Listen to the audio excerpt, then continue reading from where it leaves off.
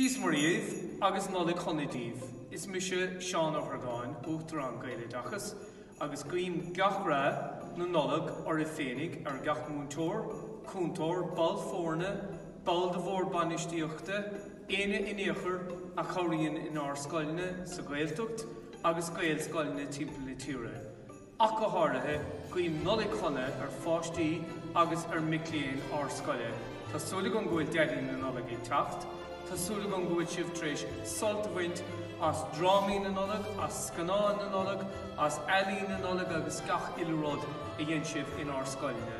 A bhúntóirí agus a phríomhidí tá sibh tréis éachta dhéanamh le bliana nuas agus ach go háirithe an téarma seo chun árscoiline a cuimeád sábháilta, oscailte agus a chintú go raibh sár fálam siúl ag na páistí in árscoiline.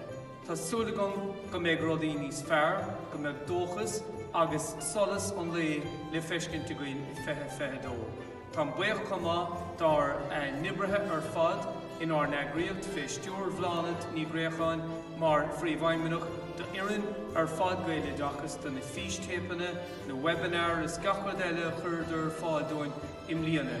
Le cúnamh dé be mid in an tacla céile go fisiciúil ag áméigean le cúnamh dé go luath I fethe dó. Ach idir an dálaíonn bíodh ámála na gaibh le bhór glanne, bíodh ámagaibh chun bhór scia ligint agus darnóin tá sé sin ag tastáid go géireoin.